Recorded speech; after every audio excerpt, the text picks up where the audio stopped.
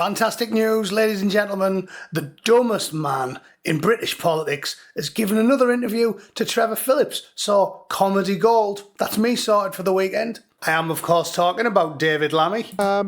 If it feels like neighbourhood policing has vanished, it's not around you. We haven't seen a police while I've been here, and I've been here for a little while now. A fat, sweaty, virulent racist who's somehow climbed to the very top of the tree because he's the right colour, isn't he? If a bloke who looks like me had said even half of the things Lambtron had uttered, they wouldn't let him be a bin man in central London. So we're going to cover this. He made himself look like an absolute throbber on national television for all of our viewing pleasure, so we'll watch it together. I did quickly respond to the Labour Party here though, saying that the first duty of any government is to keep our country safe. That's why we're delivering the biggest sustained increase in spending since the Cold War. Just a blatant lie. And I know some of you who want to see more decorum in politics, you're going to be annoyed at me for saying in response, you mad bastards inhabit another reality. There's an alcoholic tramp with Tourette's outside Parliament and he talks more sense than Lammy. Yeah, I know some of you think that's a bit much. Especially those of you that work with elderly charities and you think I'm being a little bit harsh on Jeremy Corbyn.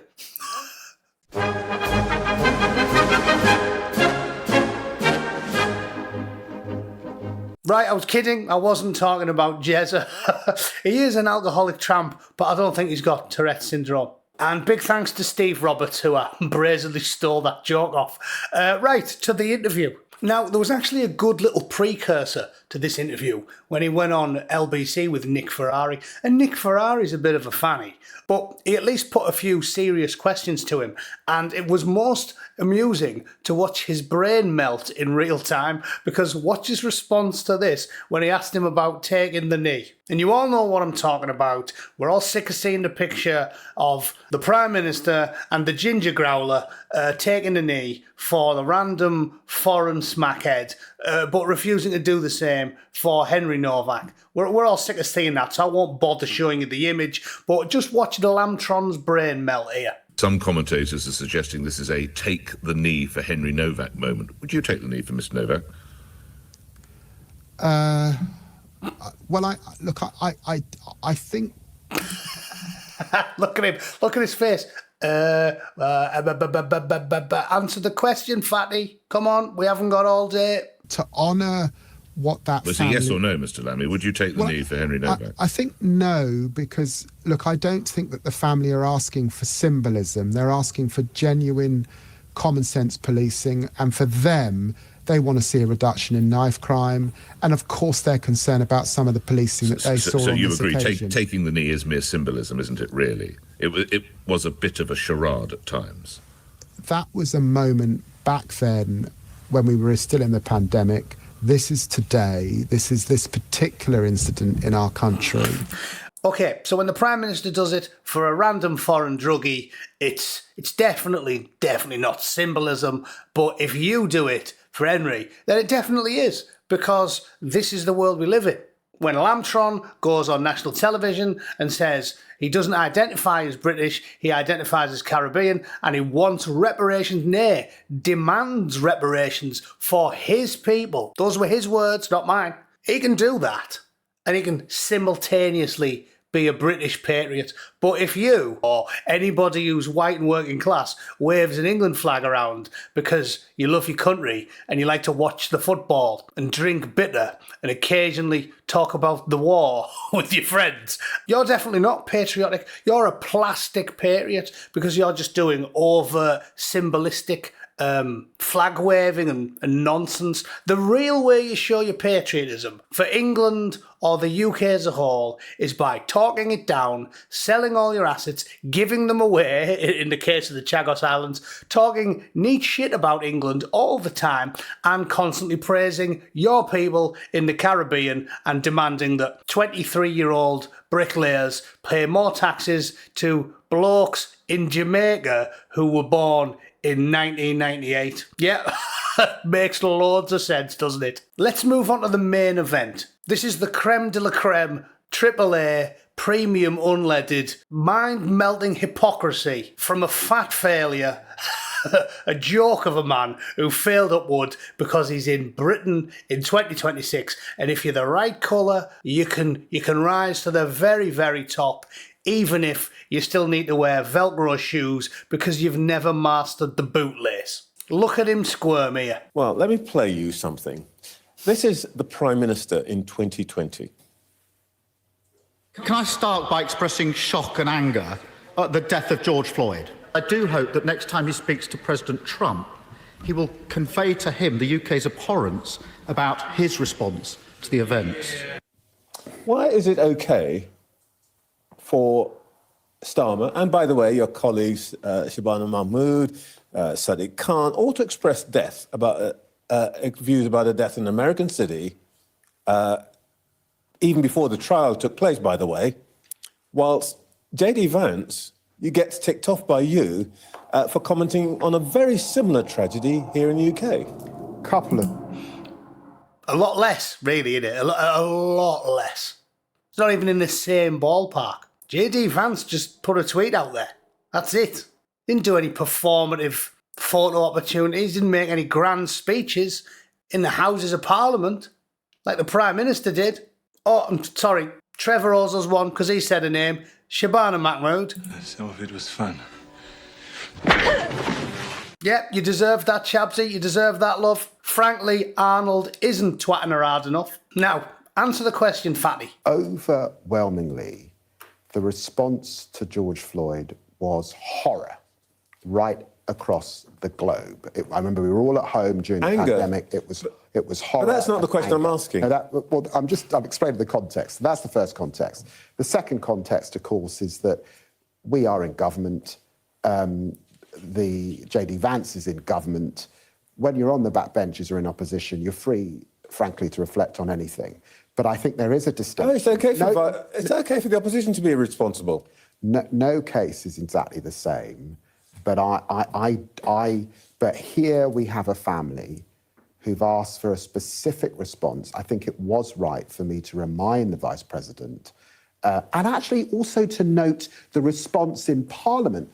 The Conservatives, the Liberal Democrats, the Greens, SNP, Labour, all broadly in the same place. Only Nigel Farage peddling the fact that division. everybody agrees doesn't necessarily make it right. But I want to come back to that. One of the reasons I was interested in what J.D. Vance said was that he used a really interesting phrase, and it's an unusual phrase. Here's what he said. Each time a life like his is lost, the proper response, the only response, is righteous anger. I looked up what you said about the death of George Floyd. We have to find a way to transform... Here's the good bit. The cherry on the top of the hypocrisy pie. ...form this righteous anger into meaningful reform. I think this is quite interesting because righteous anger is a phrase that you and I understand. And I wondered if...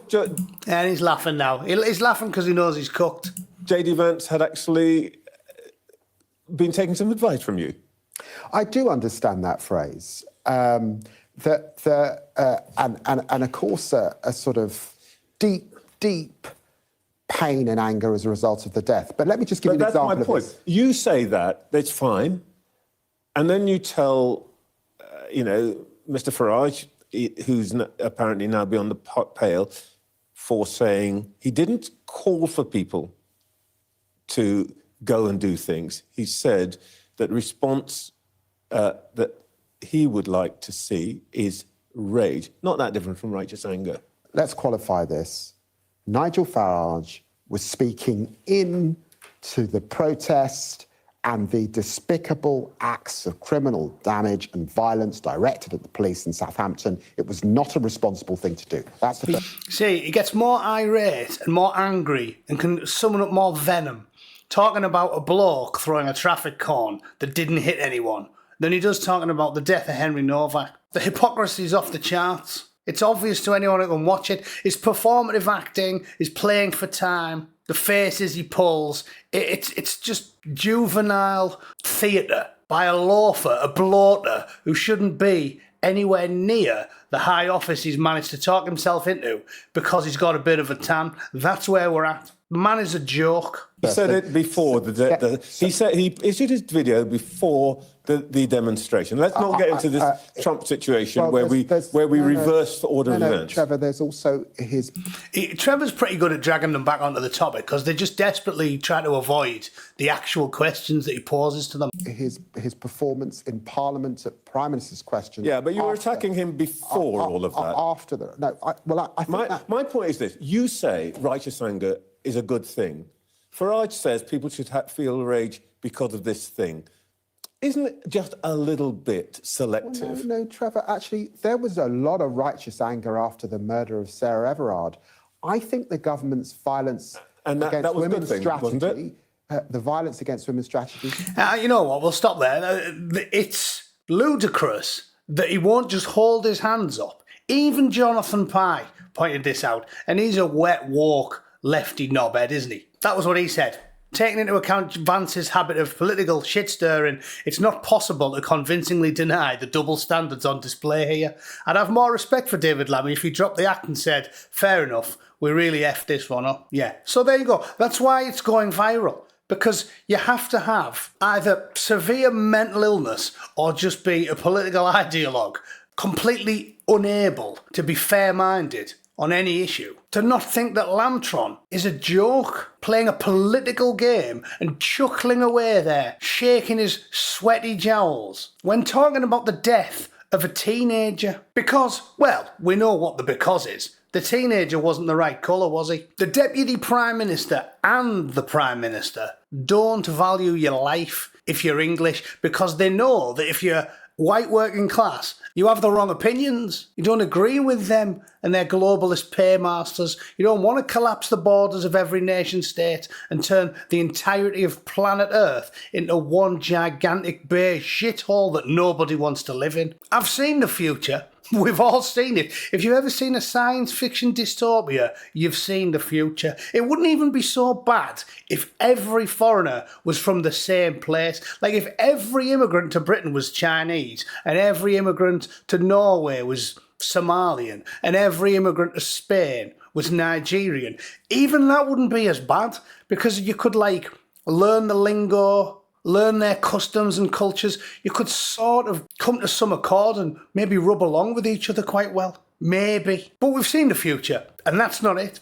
It's 80 nations crammed into a little island or a little piece of land anywhere in Western Europe where everybody hates each other. Nobody understands each other. Nobody likes each other. They talk about this stuff as if we have to be tolerant. It's not us that's the problem. Have you tried to get Sikhs and Hindus and snack bars and Indians and Pakistanis and Chinese and Nigerians to get along with each other? Have you seen how they rub along? There's a reason why they all prefer us. Why do you think they're all moving here? Does the average Chinese mother long for the day that her daughter brings a big Somalian pirate home and says, "We are getting married, mother"? What do you think Mum's gonna say when that happens? It's preposterous. The whole policy, the globalist policy that's been promoted for decades, is on the face of it ludicrous. The project is doomed to failure. It's as daft as their idea that somehow the LGBTQ plus AI community is going to rub shoulders with very, very, very, very devout regulars at the snack bar. Yeah, they love them, don't they? The mega get on great. Rug huggers and prospective suicide bombers. They love Pride. They're well into it. Anyway, that's me for the day. Preposterous. I'll put the whole interview up. If you can stomach 6.5 minutes of that, you're a better man than me, Gunga Din. Thanks for tuning in. Like it and share it if you can be arsed. I'll see you all tomorrow. Toodle pip. Cheers.